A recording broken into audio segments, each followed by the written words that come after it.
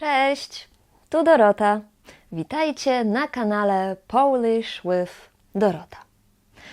Czasami słyszałam albo czytałam w wiadomościach do mnie: Dzień dobry, pani Dorota, albo dziękuję, pani Dorota. Proszę tak nie mówić, proszę tak nie pisać. Dlaczego? Bo to nie jest poprawna forma. Poprawne formy to dzień dobry, pani Doroto i dziękuję, pani Doroto. Ta forma Doroto to wołacz. To jeden z polskich przypadków. On jest dosyć rzadko używany, tylko w niektórych sytuacjach, ale jest bardzo, bardzo ważny. I dzisiaj nauczycie się, jak używać form imion w wołaczu po słowach pan, pani. Zaczynamy. Na początek muszę powiedzieć, że forma pani Dorota, czy na przykład pani Marta, pan Michał, pan Tomasz, te formy istnieją, ale używamy ich, kiedy to jest podmiot zdania. Na przykład pan Michał napisał, że się spóźni. To jest pani Marta, która będzie z nami pracować. Ale jeśli chcecie bezpośrednio coś do kogoś powiedzieć, to wtedy używamy wołacza, więc na przykład powiemy: Panie Michale, pani Marto, dzień dobry, pani Aniu. Najpierw pokażę Wam, jak używać form żeńskich. Słowo pani pozostaje bez zmian i mówimy po prostu pani. A większość imion żeńskich będzie miała końcówkę o. Na przykład pani Doroto, pani Agnieszko, pani Magdaleno, pani Karolino, pani Julio. Są jednak polskie imiona, które będą miały końcówkę u. To są imiona, które kończą się na nia. Na przykład Ania, pani Aniu, sia. Asia, Kasia, pani Asiu, pani Kasiu. Dzia, Jadzia, to teraz nie jest bardzo częste imię. Jadzia to jest zdrobnienie od imienia Jadwiga i powiemy pani Jadziu. I jeszcze imiona, które kończą się na zia. Tutaj tak naprawdę przychodzi mi do głowy tylko jedno imię też, Zuzia, czyli nieoficjalnie Zuzanna, powiemy pani Zuziu. Oprócz tego będą to imiona Ola i Pola. Pani Olu, pani Polu.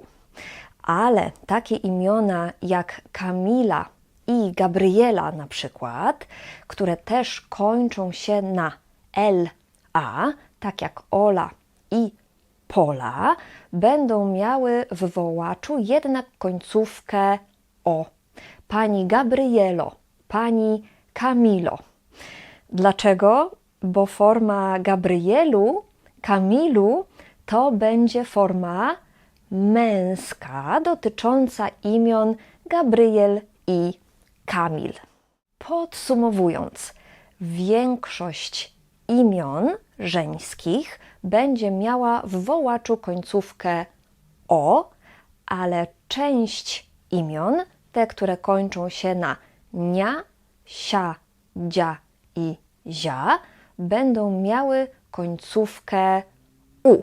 Będą to też dodatkowo imiona Pola i Ola.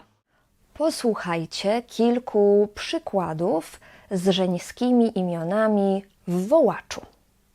Dzień dobry, pani Olu. Dziękuję, pani Natalio. Do widzenia, pani Magdo. Pani Agnieszko, to jest dla pani. Pani Aleksandro, czy mogę pani pomóc? Tak używamy wołacza w rodzaju żeńskim, a w rodzaju męskim to wygląda trochę bardziej skomplikowanie. Gramatycznie rodzaj męski jest zdecydowanie bardziej skomplikowany niż rodzaj żeński w języku polskim. I tak, jeśli chcecie powiedzieć do mężczyzny, zwrócić się do niego bezpośrednio, to słowo pan ma formę panie, a imię ma taką samą formę jak w miejscowniku. Więc na przykład będziemy mówić panie Damianie, panie Filipie, panie Dominiku, panie Bartoszu, panie Stanisławie.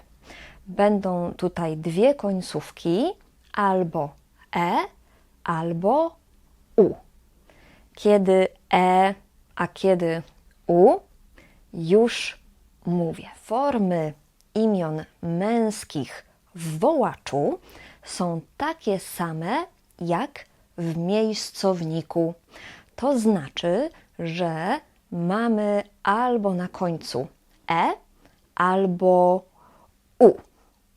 I teraz, kiedy imię kończy się na p, b, m, n, w, f albo s, z, dodajemy końcówkę nie tylko ale jeszcze i.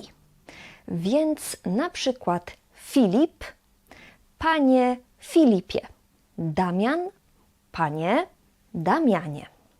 Kiedy imię kończy się na ty, d, ły albo ry, wtedy mamy końcówkę ale są małe zmiany. Będziemy mieli końcówkę cie, jeśli imię kończy się na ty. Będziemy mieć końcówkę dzie, kiedy imię kończy się na d, końcówkę le, kiedy imię kończy się na ły i końcówkę że, kiedy imię kończy się na ry. Na przykład Konrad, panie Konradzie. Albo na przykład angielskie imię Brad, jak Brad Pitt, też powiedzielibyśmy panie Bradzie. Tak powiedzielibyśmy po polsku. A jeśli imię kończy się na inną literę, na jedną z tych liter, wtedy mamy końcówkę u. Na przykład panie Bartoszu albo panie Tomaszu. Oczywiście nie ma w języku polskim imion, które kończą się na wszystkie litery alfabetu, ale tutaj podałam Wam wszystkie możliwości, żebyście mogli stworzyć wszystkie formy wołacza, nie tylko od imion, ale też od takich słów jak kierownik, panie kierowniku, albo szef, szefie. Więc jest to bardzo praktyczna wiedza. Podsumowując, imiona męskie w wołaczu mają taką samą formę jak w miejscowniku, czyli na końcu mamy albo albo ze zmianami, albo u. A słowo pan ma formę panie. Dlatego mówimy panie Tomaszu, panie Danielu, panie Stanisławie czy panie Filipie. I teraz posłuchajcie kilku przykładów z męskimi imionami w wołaczu. Dzień dobry, panie Adamie. Dziękuję, panie Rafale. Do widzenia, panie Wojciechu. Czy mógłby mi pan pomóc, panie Filipie? Czy to jest pana komputer, panie Danielu? Formy wołacza powinniśmy też używać w nieoficjalnych kontaktach.